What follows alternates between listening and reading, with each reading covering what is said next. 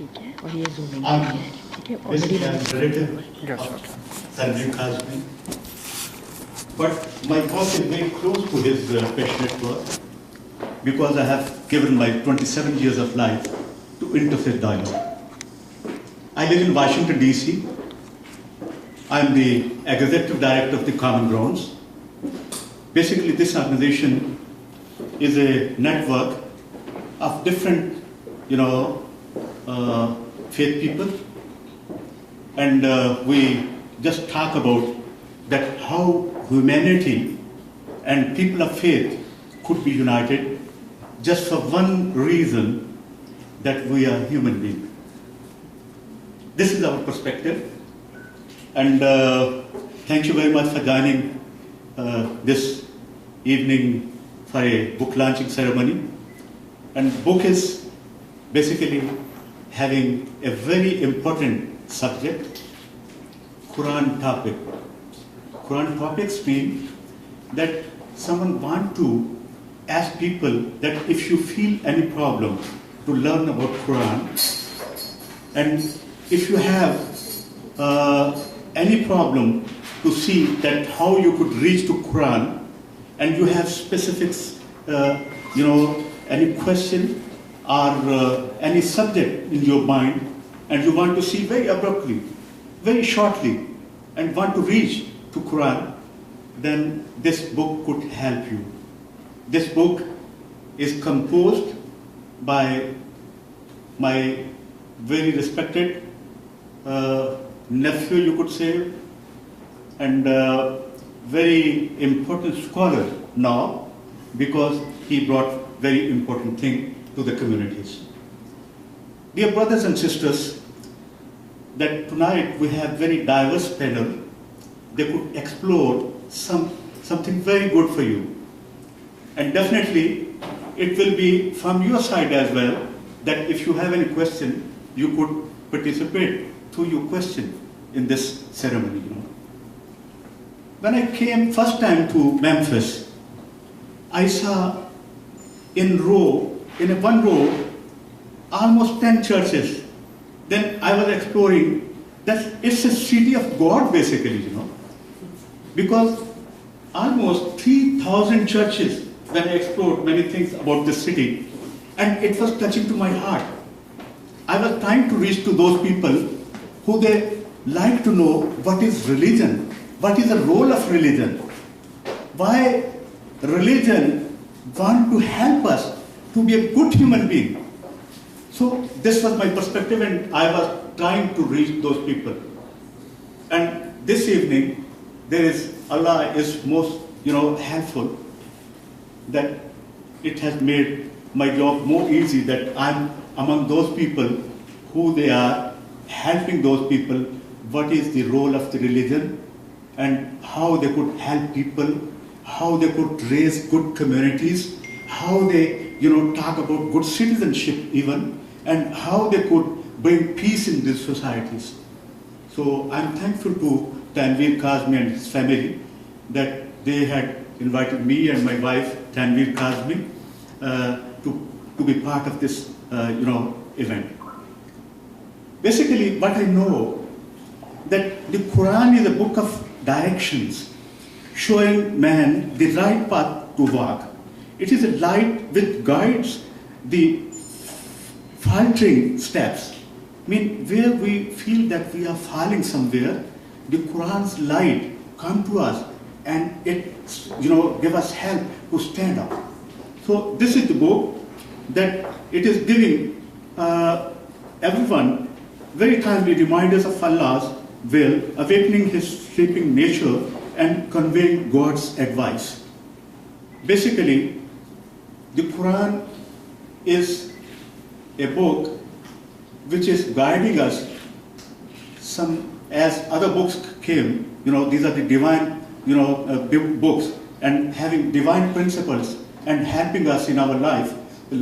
So this is the, ladies and gentlemen, Mr. Tanvir Kazmi has made an excellent modest scholarly effort for arranging with topics and subjects in modernizing way to make it more useful for readers of 21st century. This book navigates readers comfortably to explore every topic of Quran in a simple and straightforward way. This is basically one mission of this book, This huge volume book, if you see, that's about 825 pages, and 168 topics. And every topic or subject go with alphabetic discipline. But I had, given my idea in my early, remarks. Mr. Tanvir Kazmi gives a very simple reason, because as a relative I know him, as a friend I know him, that he was talking most of the time that how Quran could help people to understand their problems and how we could resolve those problems. And these problems sometimes belong to family, sometimes belong to society, sometimes belong to nations. So he was thinking that how he could help others to give a solution to the people, that how could how they could understand Quran and its basic voice of Quran. What he's saying, that I realized a need to put together all verses in short by each topic, as my kid used to have different questions after daily Quran reading and discussion. This is his perspective, and I believe it's a very positive perspective, because Quran and other books, other holy books, always speaks to us, but we never listen. These books are having divine principles. Those directly belong to our life, but we never like to follow those principles. So this is a time that if we like to listen Quran's voice and other holy books' voice even, I believe that these can help us. I have a very diverse and wonderful panel of speakers, and you know better than me about their work and everything, but definitely I would like to introduce my first speaker, Dr. Haji Basim. He is Imam of Islamic Center, Al-Rasul Center. Basically what I know about his work, that he's very much involved in interfaith dialogue as well, and he is giving a message of Quran through his center and through his work as well. Please join my first speaker and welcome him at the podium. Haji Basim. أعوذ بالله السميع العليم من الشيطان الرجيم بسم الله الرحمن الرحيم والصلاة والسلام على أشرف الأنبياء والمرسلين حبيب الإله العالمين بالقاسم محمد وعلى آل بيته الطيبين الطاهرين. My dear brothers and sisters, I am honored to attend this event, which is launching a very great and useful book. And I'd like to just in 5 minutes share with you, how important such book and such effort for our community.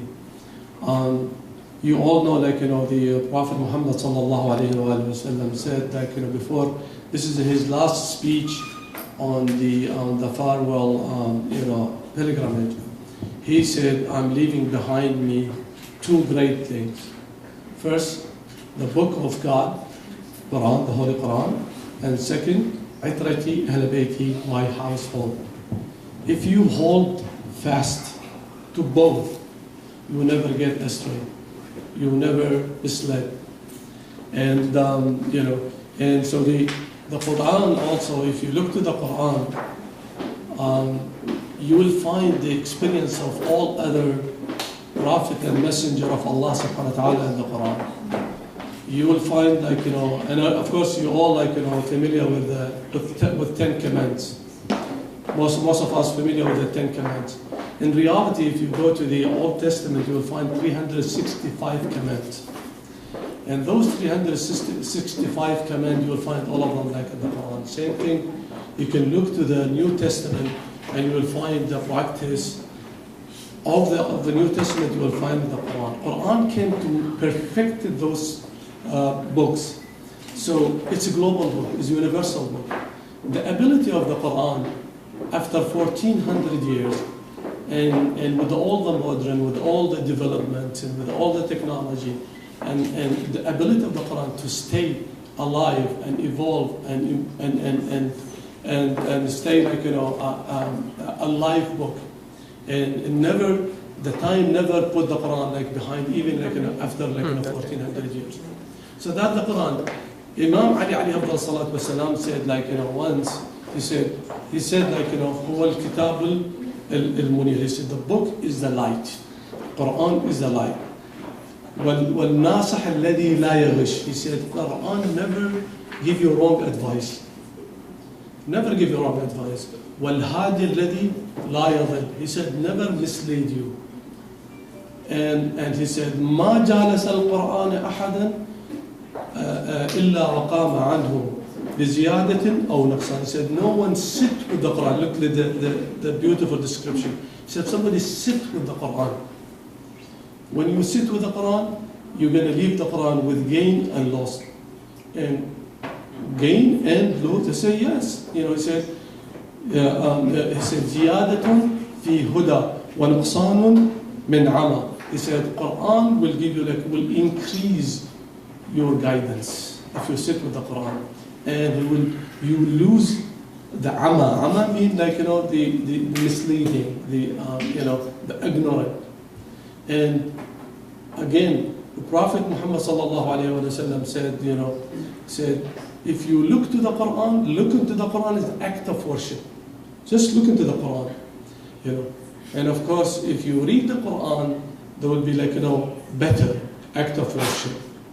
And if you memorize the Quran, this is better act of worship. But what Prophet want, what Allah subhanahu wa ta'ala in the Quran itself want, is أَفَلَا يَتَدَبَّرُونَ الْقُرْآنَ. Allah, Prophet, Ahlul Bayt want tadabbur. Tadabbur means reflect. Because I ask you, what is the difference between the knowledge and information? Anyone know? What is the difference between the knowledge and information? Anyone know? Information is something that you possess, and knowledge is something that you actually use in your daily life to do your things. MashaAllah. Thank you, sister. The information is Google's, my dear brother and sister. Mighty Google. Anything you find it there. Anything, even the thing that you don't imagine, you find it like in a Google. The knowledge, when you take in this information and apply it in your life. Quran is not a newspaper. Quran, it's not a book that when you sit like in the bus, you just look to it and you enjoy the time. Quran requires tadabbur. Tadabbur means you reflect. You ask yourself, how can you take in the word of the Quran and apply it in your life? How can you use the Quran as a guidance like in your life? And that's what Allah, Ahlul Bayt, Prophet want us to do this. And there's a very famous hadith, I think you all memorize it. He said, the Prophet said, خيركم من علم القرآن من تعلم القرآن وعلمه. He said, the best among of you, those who read the Quran, who understand the Quran, and he taught the Quran. Who is the best among of you? So the effort from Brother Sayyid Tanvir Kazmi is that he brings the subject and the topic of the Quran. It make it like an easy, because Quran is the big book, and it's not easy to go like if you have a topic, if you have a subject, if you have a discussion, if you have an argument, and you need like a quick answer, where do you go? So what he did, he provide and very, inshallah, good effort. He provide those topics. You can go like alphabetic, you find the topic, and you read what the Quran said about that topic, and then you formulate like your opinion. There is a lot of things around us right now, and we're facing it like daily, And as a Muslim, you need to make your own decision. Every day when you wake up morning, you have to make a decision. And sometimes that decision is the difference between haqq and batil, between the truth and the falsehood. So that, and how can I make a decision? What is the compass moral? Quran is the compass moral. Quran always will take you to the haqq. It will take you to the right. If you have the Quran. But Quran does not mean because in many there is emphasis, for example, on I have to memorize the surah. But memorize the surah is good, but we are not looking for a cassette player. If you memorize it and you don't understand, this is another cassette. We don't need a cassette player. We need someone to go and put effort and look into the topic, look to the subject, and understand it and apply it in your life. And like Imam Ali said, "Ibda binafsik." Start with yourself. فَإِنْ قَدَرْتَ عَلَيْهَا كُنْتَ عَلَى غَيْرِهَا أَقْدَرَ. If you can control yourself, if you can tame yourself, then you can go to the other and advise other. Don't advise the people before you start yourself. And because usually if you don't pray and you said, "Hey brother, why don't you pray?" Your sister doesn't pray. People look and say, "What are you talking about? You don't pray." So this will make it easy, So that we need to go back to the Quran and the effort that Brother Tanvir put together is a great effort. We ask Allah subhanahu wa ta'ala to increase his status, give him tawfiq inshallah, and calling on all the brothers and sisters to come on time and inshallah read the book and become familiar with the Quran. Wa sallallahu ala Muhammad wa ala Muhammad tayyibin wa tahirin. Thank you.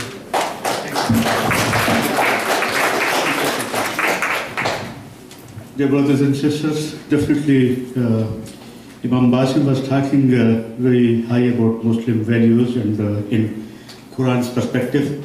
One thing which we need to learn from the Quran, that is the unity. And not unity within our families, not unity with our Muslim communities, unity at large. And I believe that what I have understood from the Quran's one verse, that hold fast all of you to the rope of Allah, rope of God, and do not create disunity among yourselves. وَاتَصَمُوا بِحَبْلِ اللَّهِ جَمِيعًا وَلَا تَفَرَّقُوا. Quran Majid is talking to us that we have to keep the unity with the people of book, with the people of faith. It's a fundamental and basic message and a supreme message of the world. And what problem we are facing now, that we are going with the bickerings. We are going with the differences. Differences are good sometimes, because sometimes we learn from the differences as well. But we should see in a positive perspective, So we have one very important figure from your city. And when I was talking to her, she was talking about the unity. And I was thinking that she has conceived somewhere a message of Islam, a message of Quran. And her name is Linda Marks. And Linda Marks is the Interfaith and Community Outreach Officer at MIFA, the Metropolitan Interfaith Association. Linda is very much involved in interfaith dialogue and interreligious cooperation, because it's more urgent now. More than interfaith dialogue, we need to move forward to the interreligious cooperation. We need to learn each other. And what Quran is saying, tonight we have to think about. I'm inviting Linda Marks with your blessings, with your love. Please come and give your remarks. Linda Marks. Thank you so much. It is a real joy to be here with you tonight.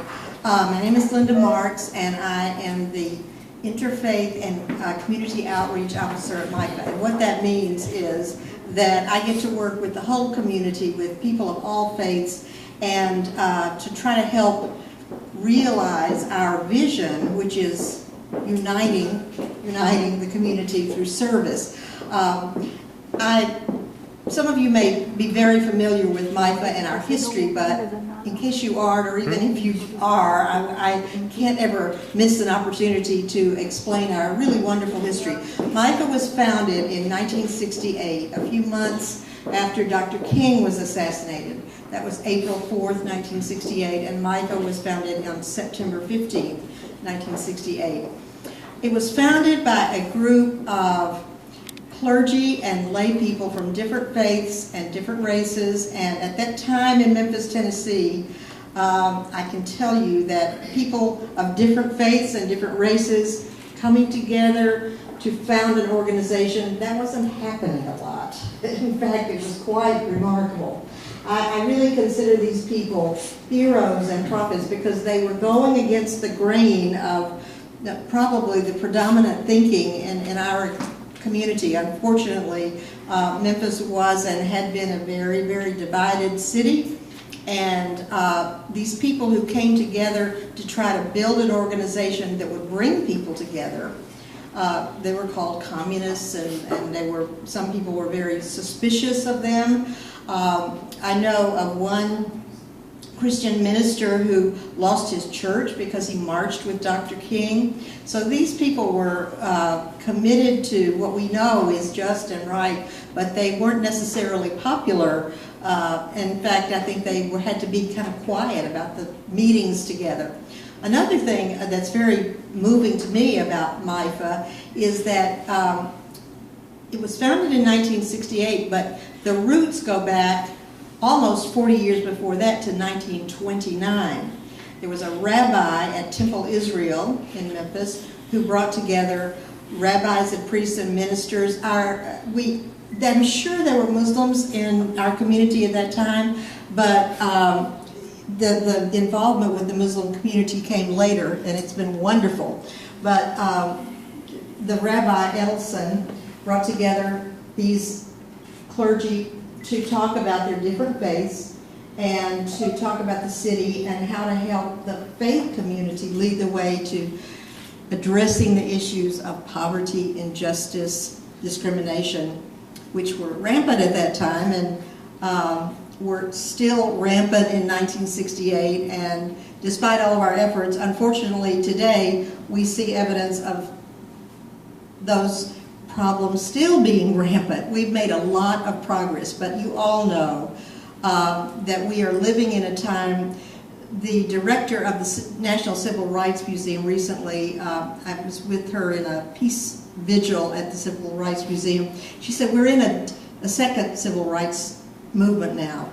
It seems like maybe after Dr. King was assassinated and some good things happened and people began to realize how important his teachings were, maybe we got complacent and thought, that's over, we don't have to worry about that anymore. Well, we've seen that a lot of hatred and bad feeling and fear went underground, and it's been coming up in the most awful ways for a long time, but particularly I think in the last couple of years, and let's face it, during this election. We've heard heartbreaking things that show that we have so much farther to go to come together. But we have made great progress, and I'd just like to tell you very few things that I've known about and been involved in here in Memphis. Memphis actually has become, to the rest of the country, a place that is looked to for bringing people together. And a lot of that has happened, people of different faiths, a lot of that has happened because of the remarkable events of 2010, I believe, when the Heart Song Church invited the Memphis Islamic Center, which was then building its facility but not quite finished at Ramadan, invited them to pray.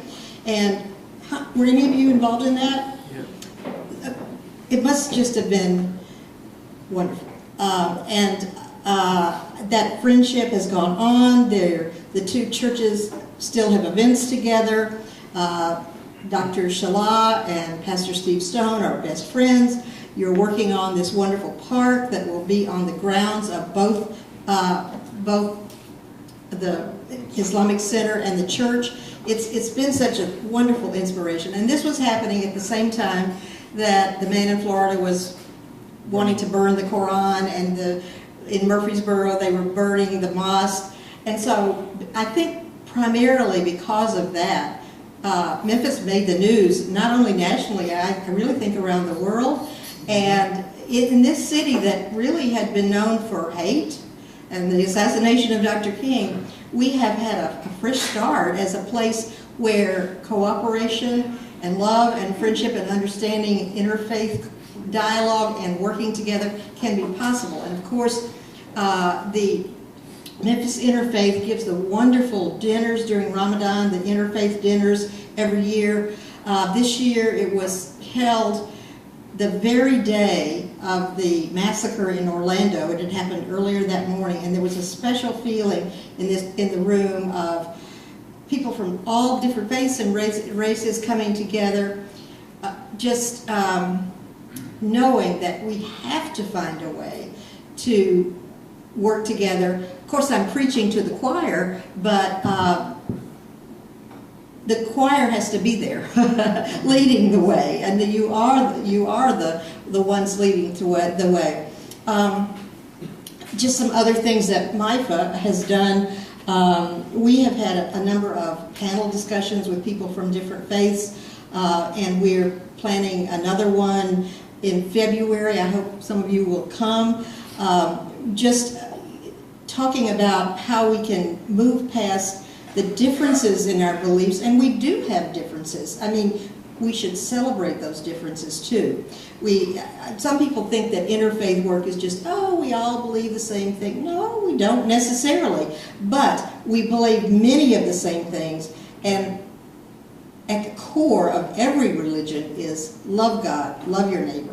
And I have seen that in so many beautiful ways in the Muslim community since I started having the opportunity to work with many of you about 2008. One thing that's really was life-changing for me was this marvelous woman, Nahid Qureshi, who opened up her home for potluck lunches on Saturdays once a month to her Muslim friends, but also women of other faith, and we just sat around, a bunch of women, and talked about everything. We talked about faith, but we talked about children and everything, and it was a time of forming wonderful friendships. Her hospitality was just amazing, and that was one of my first introductions to really getting to know some Muslim women, and we laughed together, we cried together, we had a wonderful time, and many of those women are still good friends of mine. At MIFA, we have other interfaith events. Just last Sunday, we had a cleanup for our Meals on Wheels clients. We cleaned up some yards, and it was a group of 40 young people, about evenly divided from Muslim, Christian, and Jewish groups. And they worked together, and then we came together afterwards and talked about what it meant to serve our neighbors and to serve our neighbors together. And those kinds of times to just come together, serve others naturally, and be together. When you think of the cumulative effect of doing those things over and over and over again, it really, to me, is the only sustainable way that we can know that we can work together as a whole community. It doesn't happen quickly, it doesn't happen easily, especially when there are people who are resistant or afraid, but just being alongside each other and serving others, that's where MIFA feels we can offer a lot to the community. But speaking of offering a lot to the community, I've known Tanvir for about 8 years, and I met him in one of the wonderful gatherings that Dr. Ordman and his wife, many of you know the Ordmans, and unfortunately Eunice went to heaven earlier this year, but her funeral was amazing. There was a rabbi, there was a Christian minister, and there was an imam at her funeral, another interfaith opportunity to make us able to honor a wonderful woman who has helped to bring so many of us together, and that's how I first met Tanvir. Many happy times in their house with people of different faiths, talking together, eating together, laughing together, and it just makes me know that we can do it. It's not easy, and we're all really what we're fighting against, I think, is people's fear. But There's nothing that promotes fear more than separateness, than stereotyping. I'm afraid to know that person. We have to find ways to come together. And you all have done it, and many of us have done it, and maybe the more other people see us doing it, they might not be so afraid to do it the next time. So that's what our organization is all about, and that's what this book will help with, because many of us who are not Muslim, I've read portions of the Quran, but frankly, it's a lot. And so to be able to take these topics and really read those topics and understand is going to be a great help to me, and I think many people of different faiths. Tanvir has been emailing these chapters for a long, long time, and I've read a lot of those, but this is a momentous event. We're grateful to him for all he does. He always shows up at all the interfaith gatherings and sets an example and shares his love of his own faith, but also his love of people in general from all faiths, and his belief that we can all come together to make a better world.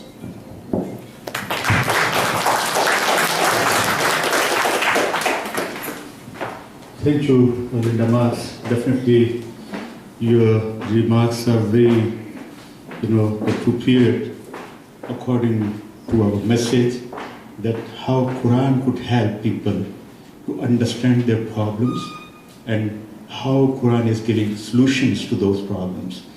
Basically, what we have learned from the people of faith, other faiths, that we don't see much differences when we see family values, when we see how we could address where we don't find any justice, where we don't find any peace. All religions are giving the same, values and the same voice, but we are unfortunately not hearing that voice. And one thing which I want to say, all the attendees of the event, that they should make an effort that this book should reach everywhere, because this book is very important. It is according to the subjects, according to the topics, according to our problems, that people could find the solutions of their problems if they go through this book. So those people, this book should be in their home, and they should take a benefit of this one. And meanwhile, I would be requesting to Linda Marks, because people of faith, it's not a time that we should speak about conversion or something. It's a time to give understanding, better understanding about the religions. So they should be more productive for the society. We are not looking for any kind of conversion or something, If someone is a good Muslim, he's a good human being. If someone is a good Christian, he's a good human being. If someone is a good Jewish, then he's a good human being, That's the people of faith are making better, impact on the lives of the people. If you see a good neighbor and you don't see their faith, then you should see something that what is going on in the family, So values are more important. So now I will be asking for the remarks Dr. Muhammad Muhyiddin. He's a former chief of nuclear medicine, and he's on the board of Masjid Salam and MSC. He's very much involved in interfaith dialogue as well, and definitely we are learning from those people who they are involved in interfaith dialogue, that how we could disseminate a better message, in a better way, a message of Islam. Please join my other speaker, Mr. Dr. Muhammad Muhyiddin. Please warmly welcome him at the program.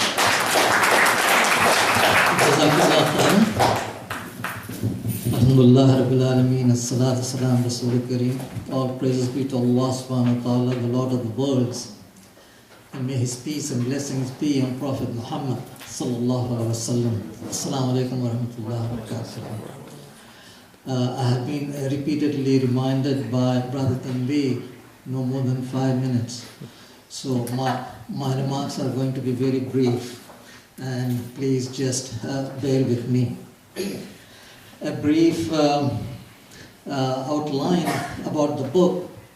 For the last several years, Brother Tanvir has been sending me also, along with several other readers, the references from the Quran.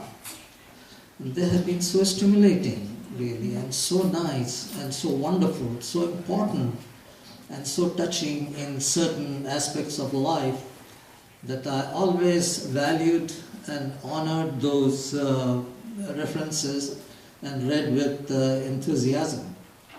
And I was so happy when he announced that his book is going to come entitled Quran Topics. And just to give you, those of you who may not be quite familiar with this book or its publication, is that it was published just about a few months ago, like 4 or 5 months ago, am I right, Brother Tanvir? Yes. But a lot of efforts have gone into it. For the last 7 years or so, he has been working so hard, and finally his efforts have really paid off. And excuse me. Please pardon me, I have chronic laryngitis. Yes, in fact. Yes, it's all done. Need a new bottle as a matter of fact. Jazakallah. Thank you very much.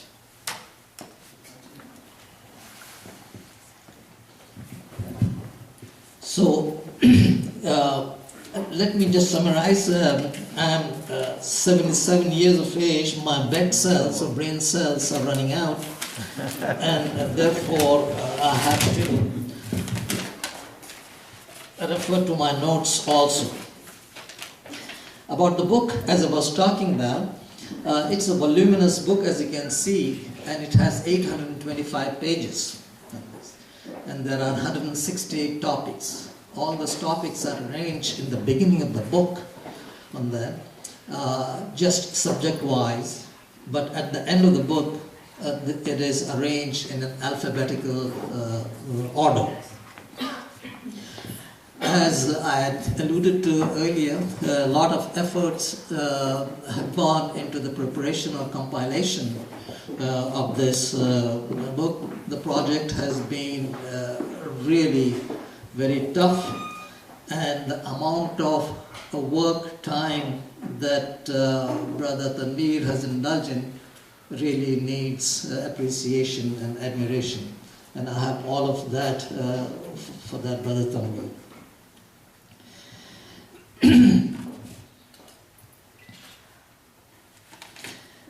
We are all aware of the importance of Quran for us, and the previous speakers also have outlined that, particularly the Imam Haji also has outlined that. One thing that I would like to really emphasize with all the humility is that unfortunately we Muslims try to read the Quran with a certain amount of superficiality. We read the Arabic under the impression that even a dot, even an alphabet of the Quran is so revered and so respected and so blissful that it is enough to just read the Quran and get the reward for it. By doing that, we are really minimizing the benefits of the Quran. As the first speaker also has emphasized, the three main things that we need to practice whenever we read the Quran is tadabbur, tafakkur, and tawassum. Tadabbur has already been mentioned earlier, and tafakkur and tawassum are also important. Basically, if you go through the dictionary meaning of these three words, really they mean more or less the same. One may mean reflection, one may mean thinking, or one may just sit down and relax and think about what does God really, Allah subhanahu wa ta'ala wants us to understand from the Quran, and what does he want us to do after reading the Quran. This is the main message, and this is a universal message, because the previous revelations from Allah subhanahu wa ta'ala in the form of Torah and the New Testament came for certain groups of people or certain nations, but Quran is a universal message. It is for the entire humanity. It's not confined to any specific geographical region or any particular group. So it's a universal message.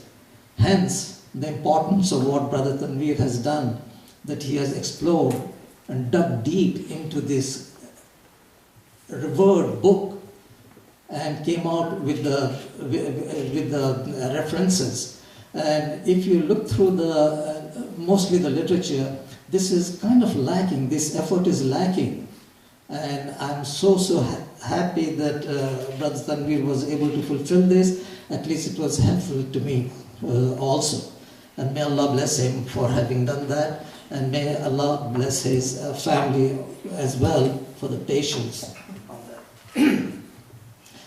Nasiha, as it is spelled in the Arabic, is an important concept in Islam, meaning advice. We are all supposed to give advice to each other, so we give advice and we receive advice as well. So we are all nasihin. And therefore, if you allow me to express my humble suggestion as far as the book is concerned, Brother Tanvir, I would like to start out by saying that a few days ago, I was asked to give a talk on the social sins in Islam. And I was thinking of gambling and alcoholism being some of them on this. And therefore, I knew that the references of gambling and alcoholism is in Surah Baqarah, the 2nd chapter. But at that moment, I forgot the exact reference as far as the verses or the ayats are concerned. So I went through the book, and I'm sorry to say I couldn't find the reference, but it doesn't matter. So I'm just pointing out. I'm just pointing out at the incompleteness also, but it's on the other hand, I'm happy also that there are so many topics yet to be covered that I'm sure Brother Tanvir is not going to stop his efforts at this point. He's going to go for 2nd edition, and additional topics will be added to it, and therefore I would strongly encourage him to look for many other topics also that are kind of missing from the Quran. The second thing is that I thought of, that it's a voluminous book. As you can see, it is 825 pages, but there are no chapters in it, and I would certainly suggest the chapters should be formed. For example, you can divide them into several topics that have been covered are, for example, God, about the prophets, about the articles of faith, pillars of Islam, about jihad, about marriage, about trade. And there are so many geographical, historical, social topics that are covered in this reference book, and it will be nice if they can be divided into the verses. It will help the readers and it will enhance his understanding of the topics that are being covered in this. And these are just my minor comments on that. And also there are a few typo errors in the preface as well. But overall, I think it has been a great effort, and I really thank you very much, and I congratulate you, for coming out with this book. May Allah bless you and give you more wisdom. Rabbi zidni ilma.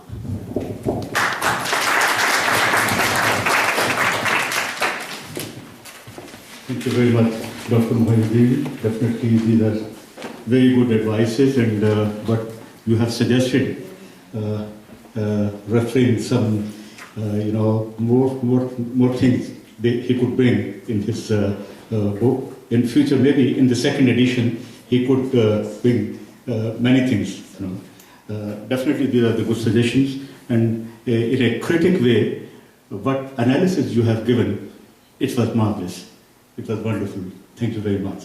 Now it's a time to ask to the author that he should give his perspective. What was the motive behind that he was, working on this project? It's a very, very important book. But before he speaks to you, let me, because you know about Brother Tanvir, that Brother Tanvir currently he is working with the FedEx as business advisor, retired from Pakistan International Airlines, owner and CEO of Memphis Fight Gears Company, and definitely he is author of this book. About Tanvir, which I know, and it's very important to share with you, that whenever I was meeting him, he was talking about religion most of the time. And I was thinking something is happening with him. And after a year, he mentioned to me that his book is in a process of printing. And then he was sharing with me that what kind of book is. And it was really amazing to know about it, that 825 pages, 168, subjects. And this book is not talking only, about the issues or something. It's actually guiding us to how we could reform our life, according to Quran's perspective. We should definitely, read this book. And one thing which I want to ask you, that you should have this book at your home as well. How you could have it? You could buy this book. So let me, ask to Tanvir, please come at the podium and talk about your book and tell us that what was actually motive behind to write this book. Thank you very much.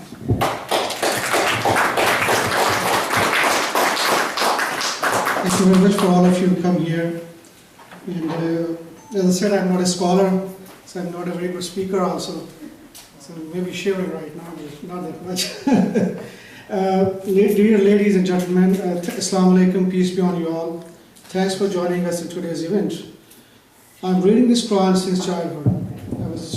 I remember my mother used to get me ready, make me a very nice milk, glass of milk, and sending me to the mosque, or sometimes very small mosque, every day almost.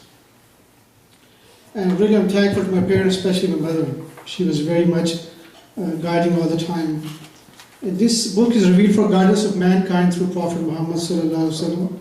It verifies Jesus, Moses, Abraham, Jacob, and many other gods chosen for human guidance.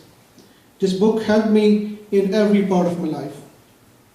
As a younger child, here's why I started here, problem here. As a younger child, I started seeing conflicts between different sects.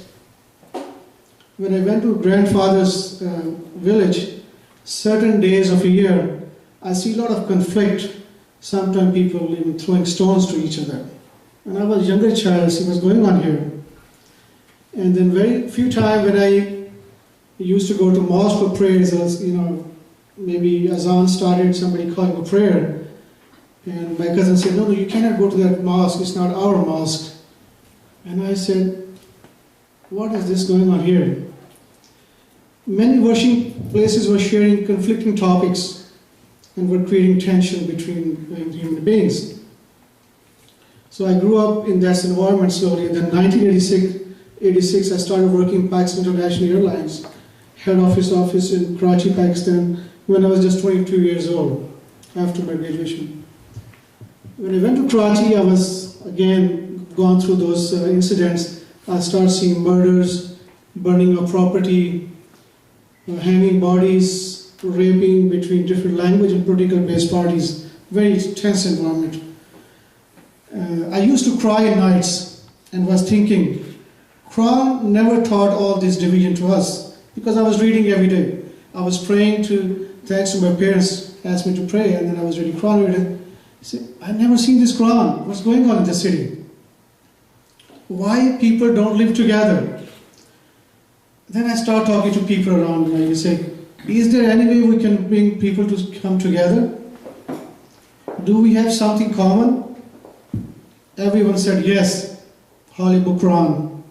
We all agreed on this book. Then I went to each sect mosque. Then I went to different sectarian mosques and said, can you give me your Quran or version? I want to see what's going on here. Then I started going to different groups and try to convince about one God, one religion in all holy books message. Then 1990s, I got a job in USA and planned to join in the United States after got retirement from Pakistan International Airline. Then I asked my international employee friend, Davidson and Derek, they used to work with me. I said, can you share your gospel Bible? As Quran mentioned many times about these holy books. So because I'm going to United States, so I think it's a Christian country. So can you give me that book? Then he gave me, and I'm very thankful to Davidson, he was a nice friend. So I finished the entire gospel, the book of Bible, during my flight to USA. I was reading the whole about 24-hour flight, I was reading and finishing. Then after year 2000, everyone was sad due to 9/11. I started seeing, again, same thing, chaos, hate, wars, and killing increased all over the world. I used to cry again, as my sensitive personality. I was used to pray in the office, I used to cry in my daily prayers, and I was asking God's help, God help us. What's going on here? Then I start talking to my office colleagues that we all have same religion. The religion of Abraham, Moses, Jesus, and Muhammad. I had fear that more wars will destroy all of us, because humanity will be gone. Then I started attending interfaith meetings, mostly at Edward's, his house was started there. I informed that, then when I was talking to those people over there, and I say, Mary,